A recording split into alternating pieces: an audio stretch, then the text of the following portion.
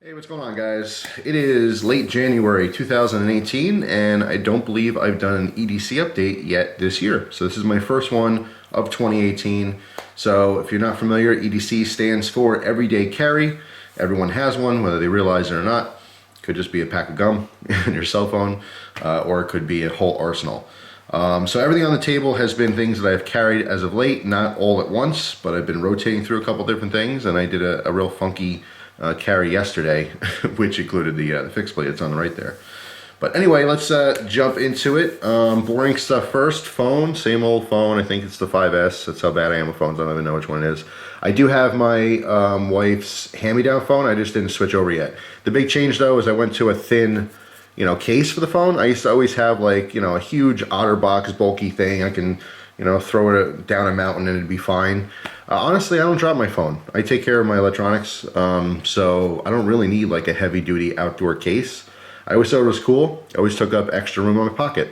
So now that I have a thin case on it, I think I will always have some kind of a thin case. I don't know, just a lot nicer, because usually I will carry a spare magazine in my left front pocket, orientated properly so I can pull it out and jam it in the gun if I need to. And having it next to the phone, it's just a smaller case, leaves a little bit more room for that, so it's not such a tight fit there. So that's the phone. Wallet, I mentioned this probably every EDC video since I've gotten this thing. This is saddleback leather, their fold over version. You can see it's completely worn in now. And even the money slot that's on top, I've talked in the past how it took a long time to kind of break in. It is totally broken in now, so I could slip bills in and out, but nice. Just great quality leather. And now that, with my oils in my hands and stuff and handling it for, God, over a year, possibly even two. I don't even remember when I got this thing now. I think I got it for Christmas 2 years ago, maybe. But anyway, totally like smoothed out and polished up. It feels great, works great. So, and the strap is actually held up. That's the one thing that I was so worried when I first got it. I'm like, this is awesome. And I thought there's no way this strap is going to hold up all that time. It's going to, wear out and break off or something. It's totally fine, seriously. So many years of use now. Well, not many, but we'll get there. Love it. Can't say enough about this. I've actually had a couple people send me messages. Most recently, like maybe 2-3 weeks ago, I had a guy who said that him and his father watched the videos and they both are rocking saddleback leather now. So awesome guarantee, very nice stuff. So the Zippo and the sheath. I've had a lot of questions about this sheath. People asking me where you can get them. This is something I actually designed. I worked with COUNTYCOM years and years ago to create a Zippo pouch for the soldiers. A couple critiques that I made on previous Zippo carry methods. Obviously, you just leave it loose in your pockets, what a lot of people do. But eventually, it gets pretty scratched up, pretty beat up. The hinge gets loose and stuff from banging around, your keys or whatever else you're keeping in your pocket. So I always liked the idea of a case, but some things that I wanted in the case was a button snap for the strap on the back, so you don't have to take your belt off to put it on. I also really wanted to have a Velcro button combination. All right, so you can quickly Velcro it, you know what I mean? But when you want it to be secure, you can actually use the button snap, to secure it, so it's not going to open up. Because as I mentioned before, when Velcro gets dirty or in the wintertime it gets packed with snow and stuff, it's very ineffective. So these are long sold out. Maybe if you get lucky, it might pop up back on COUNTYCOM. I don't know if they have any left, but they did a run of 1,000 of them. I think it was 4 different colors, 250 of each. And so I saved a couple. I have no idea where they are. Actually, I had someone that desperately wants to buy one for me, and I can't even find it. But this is the one that I use, and ever since my big fish, my big bass that I caught, my father got me this Zippo, which I showed you guys in a separate video, and that's the one I've been carrying. So yeah, that's the skinny on the Zippo sheath. Gonna be hard to find, but they're out there. Like I said, a lot of soldiers got them, but there were a couple that were for sale, so they might be floating around. Maybe get lucky finding on the forums or something. But yeah, I've been carrying this pretty much every day since I got it. Exception is lately I wanted to try this new leather setup that I got. I've actually had this for probably close to a year, and I just never used it. I kind of forgot about it. I have so much gear that I put things certain places and I kind of forget about it and I rediscover it, and it's kind of fun. It's nice, But this was a magazine sheath as well as a holster. I believe this is Clark Fork leather. which makes awesome stuff. I actually use their, well, I'll talk later in the video because I have a chest rig from that company that I use with the revolver here. But yeah, so because I had the spare magazine sheath or holster, I don't know if would you call this a holster since it's gun related, or I guess holsters are just for guns. So a spare mag sheath on my left side, and that's usually where I carry the Zippo. So I could, I guess, still carry it, but I don't like the feeling of being like a, you know, the cop duty belt thing where you have 30 things attached to your belt. I just can't do it. Yeah, I can support the weight. I just don't like it. I don't like the feeling. Okay, having just the gun is usually enough. The Zippo was no big deal because it was small, kind of tucked away. But especially when you're sitting down, all these things hanging off of you, poking into you and stuff, I just don't like it. So as soon as this came into play, this got put to the side. It's on the bench, you know, waiting the day where I nix this again and go back to leaving my spare mag in the pocket. So anyway, yeah, but it's really nice setup, just classy. I love leather, so it's been working out great. Spare mag. I do keep full metal jackets in my spare magazine.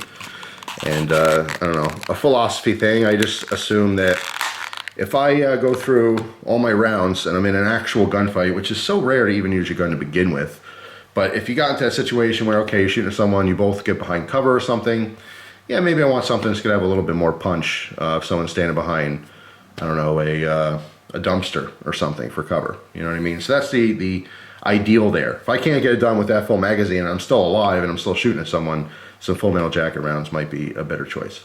But anyway, yeah, as far as the gun, you've seen it a million times, but here's the new sheath, or excuse me, holster that you have not seen.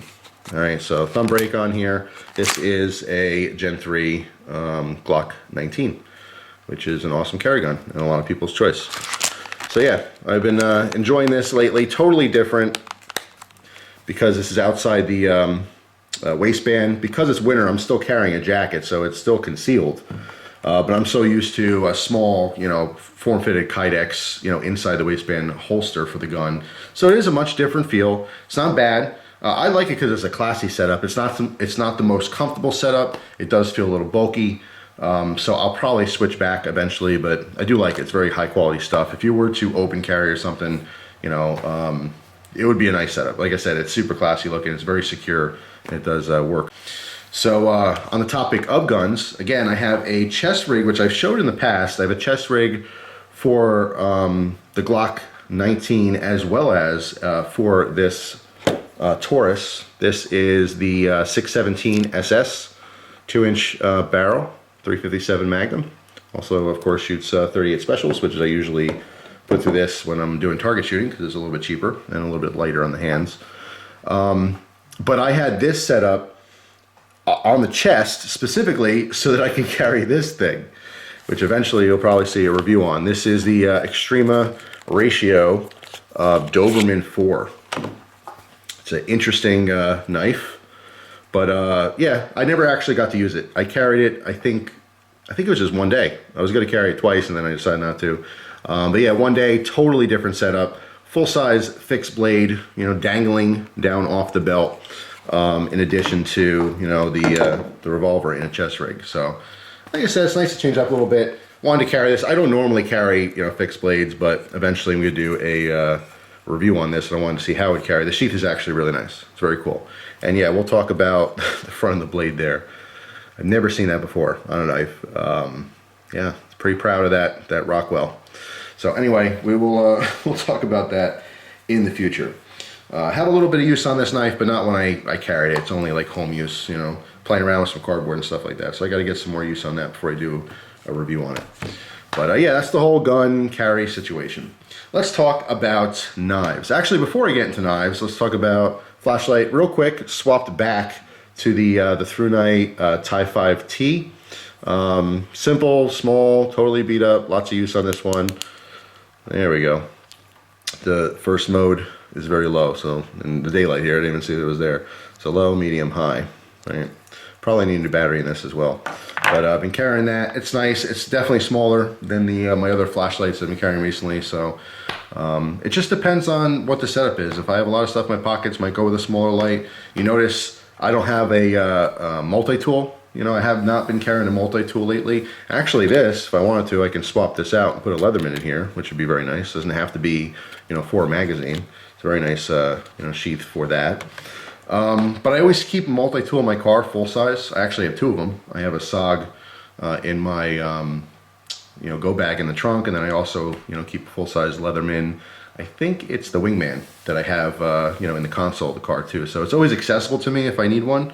You know, but sometimes it's nice having a little smaller version on you, a little juice or something like that. But anyway, also before we get into the knives, talk about the keys. I think I showed this last time. No real, you know, big updates or anything. Replaced the medicine, my little pill container here, which is what I use it for, a little capsule. And I always keep you know, 3 Motrin in there. So if you get a pretty rough headache, that's what happens to work best for me. Is the Motrin. But same thing, little flashlight. Still loving this, by the way. Still hook this to my belt loop on my pants when I'm out and about, so my keys are not in my pocket. But they're still not in my jacket pocket either. Even though it's winter, it's easy to keep in the jacket pocket. But depending on the jacket I'm wearing, if I have a hoodie or something like that, and I can't zipper it, I get paranoid about losing my keys. I'm always checking my stuff, by the way. And I'm sure a lot of you guys can relate to this. You do the pat down. The EDC pat down, it's like a little dance. Every, whatever it is, every 20 minutes, every hour, you do the check. You touch all your pockets, you touch your butt for your wallet, make sure that's there, you touch your gun. You know, you just kind of touch everything, make sure nothing fell off, you know? Do you guys do that? Am I weird? Am I the only person that's touching myself, feeling myself up in public? It's just something I do. I'm constantly checking. Okay, yeah, still got my keys. They didn't fall off. All right, yeah, there's my knife. Okay, cool. There's my cell phone. Got to make sure the gun's, you know, there. And I'm just always doing it. Always touching myself. So, yeah. Anyway, moving on. The last thing is the knives. I'm going to start with the neck knives, which are kind of off screen here.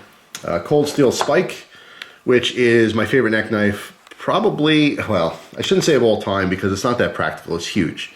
Because it's huge, it obviously is more beneficial than some other options. But yeah, you got a huge, light, very sharp knife. So what's not to like about that, except for the fact that it is a beast on the neck. It's way too big for most occasions. I still carry it in most occasions. But sometimes I want something different, so I've been changing it up a little bit. I'm actually going to go to a new one in a moment here. I'll show you that. But my main neck knife that I'm going to be switching to is going back to, you guessed it, whack whack, Le Duc. That's right, Le Duc is making a comeback. Talking about this lately with a couple people, talking about neck knife stuff, and I was suggesting this to someone. And yeah, got the juices flowing, and I want to start carrying Le Duc again. I love it. It's a great neck knife, very comfortable, very unique design as well. So here's a new knife that I'm going to be kind of swapping back and forth to when I'm carrying Le Duc. If you're not familiar with this one, this is the Karaman by CRKT. This is basically the Minimalist, but with a karambit blade. I've done a review on this before. Very interesting, very cool. I know some people aren't into hawkbill style blades, especially extreme hawkbills that are seen in karambits. This is actually a very functional karambit, if you want to use it, you know, in that sense. But it's actually still pretty decent for utility work. Has an amazing point, pierces into boxes, rips them open very easily. You can actually use this for a lot of different cutting tasks. Some people see it as being pretty limited, but I don't think it is. I think, you know, there's only a couple things you can't do really effectively with this. Obviously, it's going to have a little bit more of a, you know, delicate tip. So when you're rough on this, there's always that possibility of it, you know, maybe snapping off. But never had any issues before, and I have used this particular knife, you know, in the past for a little bit harder EDC stuff, you know, so you don't have to baby it or anything. So I actually want to give a quick shout out to Wolf's Vein on Instagram. I used to have this knife, but that's not the one that I reviewed. This is brand new. He had some accumulated Amazon points, I think, and got this for like $1 and change, which is awesome. But it was cool that he used it, you know, and thought of me and sent it to me. I definitely love this knife, and this one I'm going to hang on to it for a very long time. It's going to go in my little neck knife collection. But also, on the topic of Wolf's Vein, he also hooked me up with a lot of shaving stuff. So if you guys want to see a new shaving video in the future, you know, using the safety razor, maybe even another straight razor shave, hook me up with some nice shaving cream, and a nice brush as well. So if you're into the shaving stuff, let me know. Give me some feedback down below if you want to see a video like that in the future, just to change it up a little bit. You guys know I like doing different things every now and again. But anyway, a big thank you to him. Very generous guy. So we're going to end with the knives here. Usually I start with the knives, but again, to change it up, something different, we're going to talk about these last. This is the Working Man from Cold Steel. This is what I actually carried today. Not going to give any opinions on it yet, but, well, I'm not going to ruin anything. This is the other Steve Austin design, so if you didn't like that first one, this is a very different knife from the other one. Also rocking a new ZT because you guys wanted them so bad. I've gotten people offering all kinds of ZT models to me now for trade. So this one is the 0909. Also going to keep this my opinions on this to myself until I do the review, but you'll definitely see a review on this. All right, so 0 tolerance. And lastly here, I'm going to do a separate video on this as well in the future, but this is a Griptilian. I think it's the 551-1. I mean, there's so many different names and models to remember with gear, right? Tons of them. But this one is in 20 CV. It's got rocking a cool blue liner and some blue standoffs, as well as some G10 for our scales. So very interesting. I will give you a little spoiler alert. My favorite version of Griptilian ever, period. I mean, this is the best one, in my opinion.